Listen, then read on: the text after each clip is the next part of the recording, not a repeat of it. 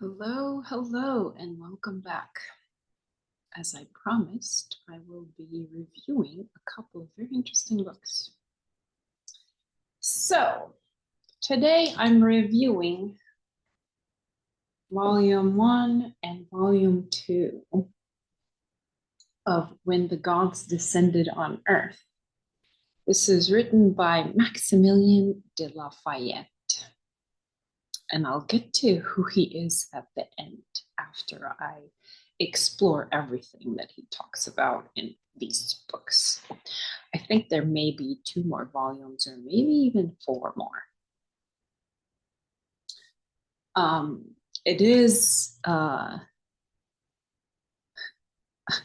so I made the mistake of reading volume 2 first. I thought this was the only one. And then as I was going through this one, I realized something's missing with this picture. So I ended up getting this one, which is volume 1. Anyhow, let's explore the writing, shall we? So the author begins with saying that it is evident from multiple sources that the Phoenicians were an Aryan race. Now, I looked up what Aryan means, and it turns out that the term itself is also a pseudo-scientific historical race concept that emerged in the late 19th century. And it described people who descended from the Proto-Indo-Europeans. And it's kind of like a made-up racial grouping, basically. Why? How? What's the purpose? I don't know, but I'm sure there's something behind it, right? As a historian or trained historian, I have to say that problems with this definition or interpretation is that we're all mixed race. There's no such thing as pure Aryan or pure whatever. And the second problem is that it's a newer terminology. So, anyway, this author is actually not an author. I'm going to say he's a pseudo author. A fake person, basically. His writings are made to look like they're professionally researched and whatnot. And maybe he's done some research on his travels. He's got a lot of Phoenician artifacts and places and names down. And it's like a compilation of all the culture and the art. But he does not cite a single source, no bibliography in both of these volumes that I reviewed. So for something like this, I would need credibility. I want to see the primary sources that this information came from. You can't just claim a thing and not show me where you got it from. Anyway, moving on. He says that the Aryans are related to the Lyrians, the Nordics, and the Anunnaki, and that they're not Semites. Now, I think he says that because they were found as the ancient inhabitants of an area that actually is classified as a Semitic people's lands.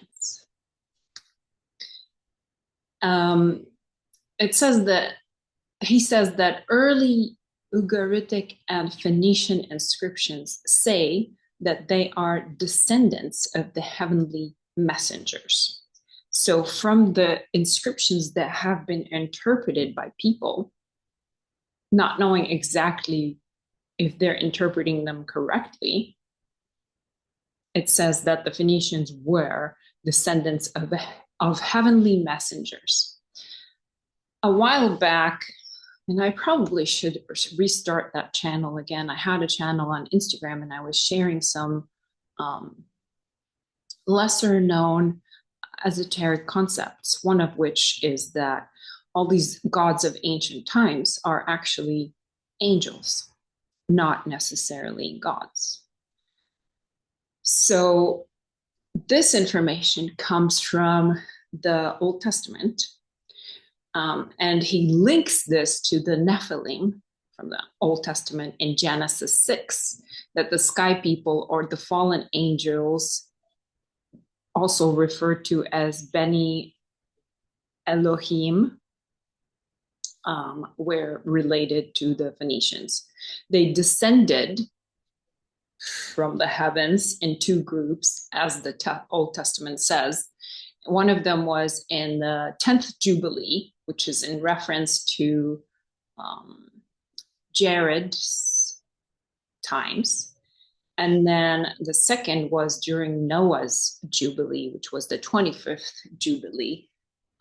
And that makes it 750 years apart when these Anunnaki, or the messengers from heaven, or the Nephilim, also referred to as the fallen angels, came to earth.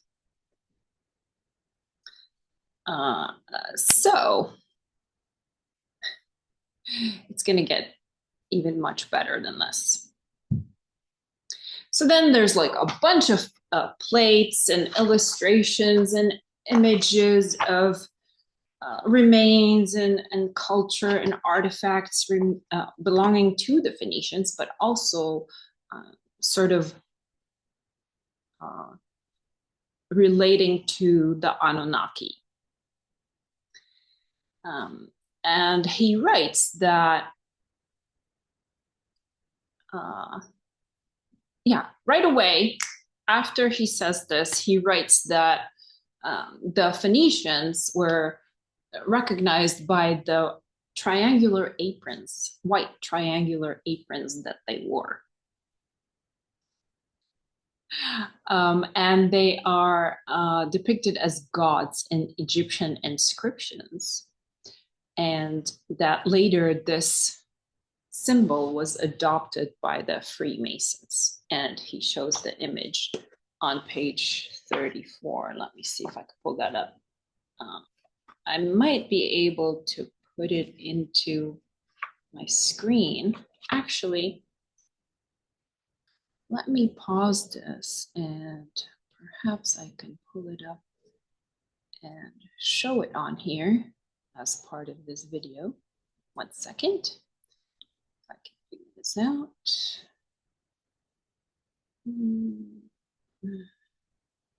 Pause.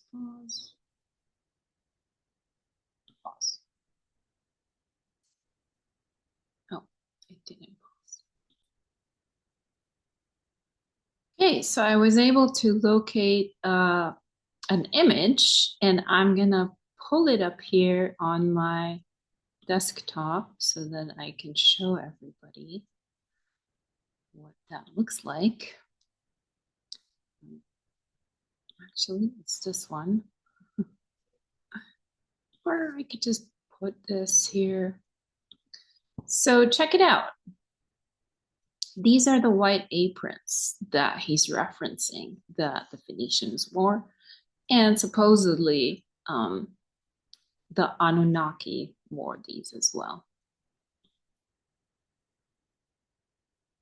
Okay, moving on to the next portion of this fabulous book. Oh my goodness. All right. So, okay, then he gets into the gods of the Phoenicians, and he says that these were the kings of Atlantis. He gets this information from the Phoenician cosmogony, which he probably ran into while exploring the lands of the Phoenicians and all the remains, probably mostly in Lebanon. And he says that also Plato refers to them as the kings of Atlantis. And they have a name, Atoshton. Anyway, so, however, another problem I have with this is he doesn't cite the page in Plato where Plato says this, and he doesn't show us exactly where the Phoenician cosmogony information comes from. I know it's out there, and I could pull it up now. I would just Google it and pull it up, and it would be good to have the primary source of where it came from. It's probably on some inscription somewhere. Other evidence comes from letters that were acquired in 1957 by Cardinal Meucci. And he actually acquired some papers that were written by Zachariah Mittelin, a bishop and historian from the years 464 to 538. And he noted in those that the Anunnaki were the ancestors of the Phoenicians. He says these letters are safeguarded in one of the Maronite monasteries of Lebanon. But again, he doesn't show information. He doesn't cite the source with the date that it was published or the date that it was written, or maybe even like a photo of this random letter. Then he describes the Phoenician as tall, white, blue-eyed, and blonde-haired. And again, he does not say where he gets this information. He says that they learned a lot from the Anunnaki about sailing and navigation, and that they were given some secret codes or magical information concerning the hexagram and the square. Remind you much of the Philosopher's Stone, maybe? Anyway, then on page 61, he says that the Anunnaki did not stay long in Phoenicia. Now, again, where did this information come from? He doesn't cite the sources. It's just information that's like written down and flopped on the page. And then he doesn't verify his sources. Historically speaking, even if we did have the sources, this is all interpretation by historians. How do we know that this is 100% true? Then he offers a chronology from page 71 all the way to page 92. And I'll give you a sample of this. And again, he doesn't say how he came up with this chronology of the Phoenicians. Honestly, for me, it's just very random. The way this is written, the way it's put together, just like mind-boggling. It just feels like it's pieced together here and there. Not much editing, just like a bunch of random information collected and put into what seems like a final decision that this is how it is. Anyway, so he starts out with 380,000 BC. A war waged by the Enlilites devastated the region. Blah, blah, blah. Then 125,000 to 100,000 BC. This is the last intergalactical period, and the weather was as warm as the present climate. Blah, blah, blah. Again, he has like a whole paragraph describing that period. Then 7,000 BC, new Anunnaki's colonies are established. 4,000 BC, the word Kasi was the title first used by the Phoenicians, later was adopted by the Babylonians. 3,800 BC, the Anunnaki began to urbanize their cities. It just keeps going on and on and on until, let's see what the last date that he gives is.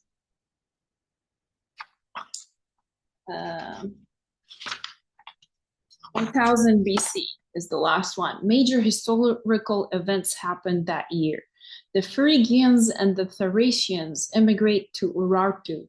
The Phoenician city Tyre established colonies throughout the Mediterranean areas. A whole bunch of other historical points that happened on that year. And then he lists all of the Phoenician towns in Lebanon right after this chronology. And he explains each town, where the name came from, that it's an Anunnaki word, la la la la la, and what each town was important for. He goes on to say that he co-authored a book about Baalbek by Ilil Arbel. And which, again, he doesn't include in the bibliography. But he goes into a story that was written in that book, like that fills up about 20 pages in here, about the Afrit and the, what is it? The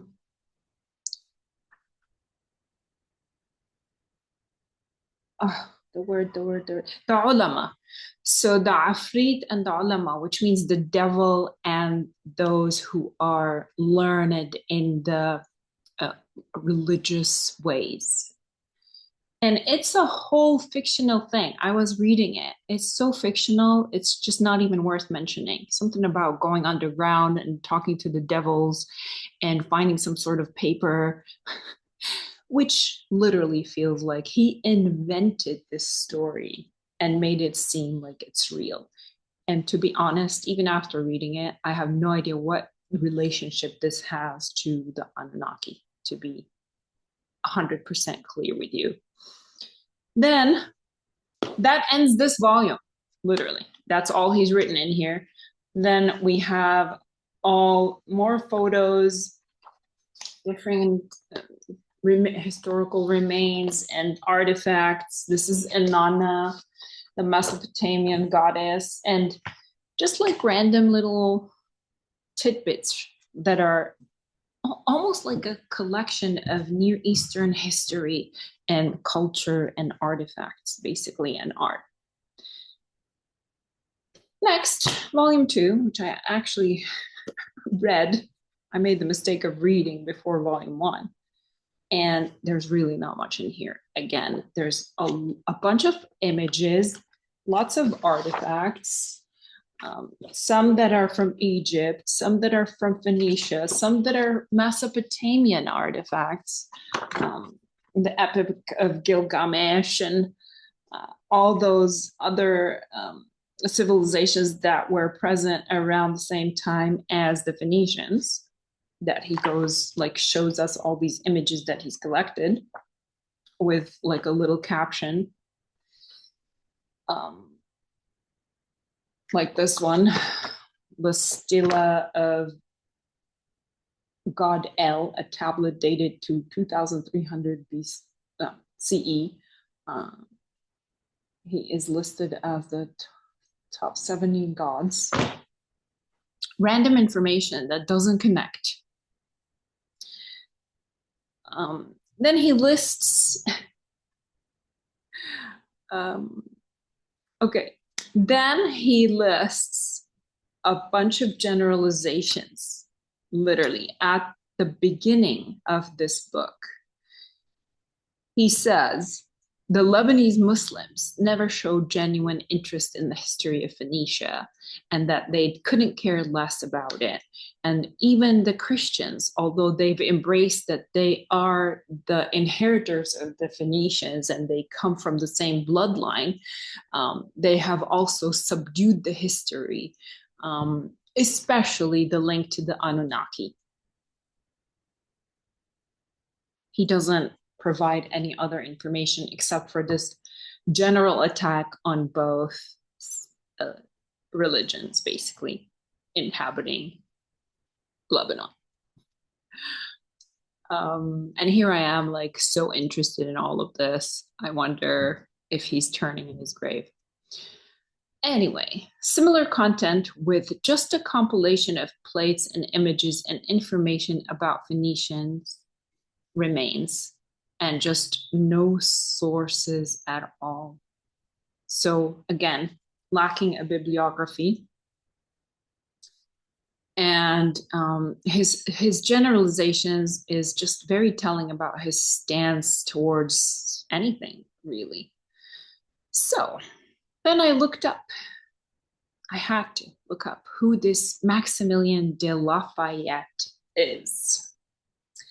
And I really was so excited when I found those books. I was like, finally, somebody's written something substantial. Let me see what this is linking to, because the Phoenicians have been on my mind for literally over a year. I painted the Phoenician ships and Palmyra, and I've just been like kind of drawn to this material that I studied when I was getting my archaeology degree. And I think it's because I feel like there's a link there to the history of the whole entire world. And there's more, but I'm not going to go into that right now. So then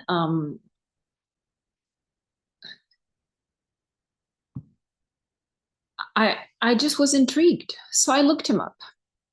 And I couldn't find anything about him on Wikipedia, nothing anywhere at all, except for this place, which is called what's it called?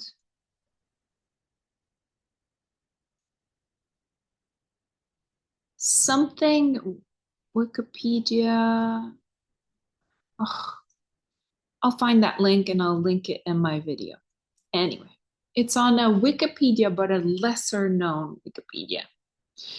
And here's what they have, this little blurb.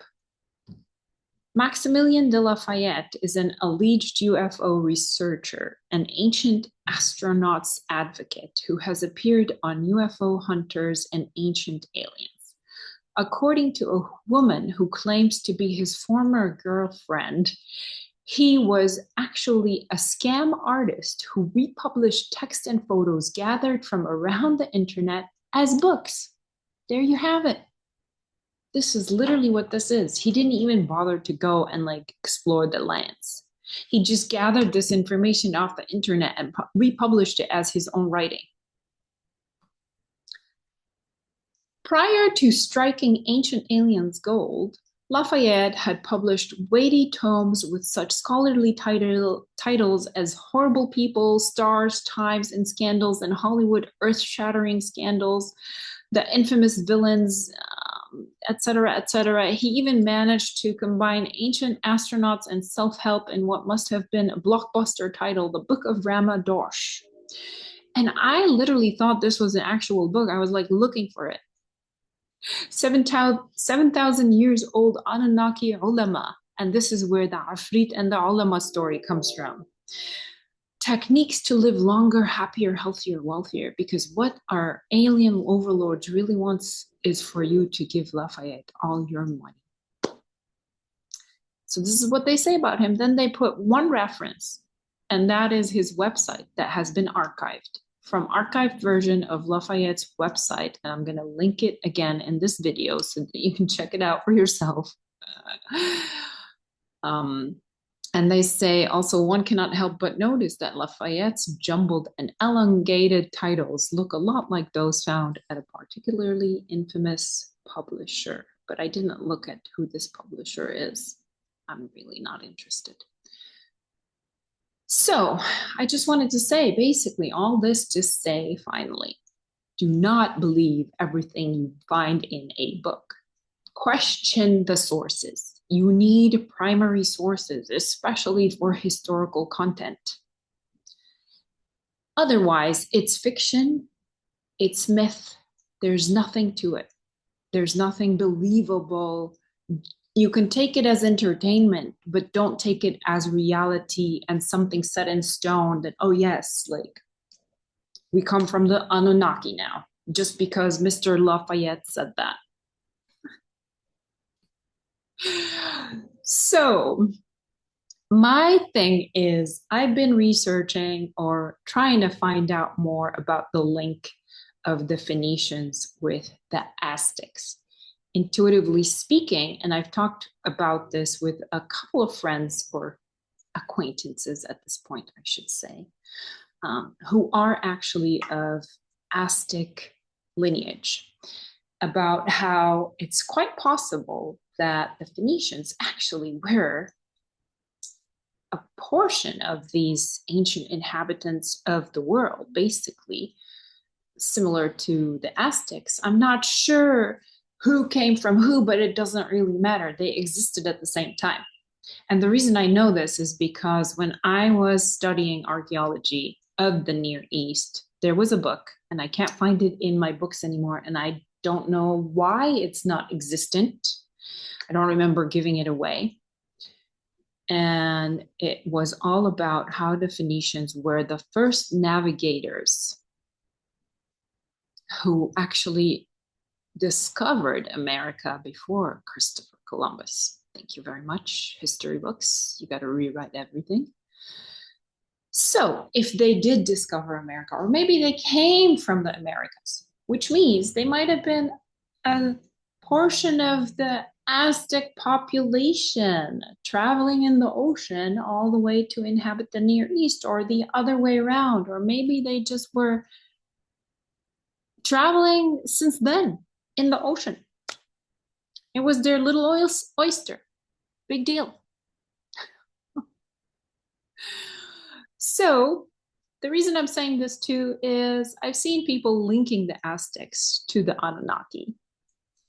And there's like myths around that as well. And I'll see what kind of links I can add in this video as well, just to illustrate my point.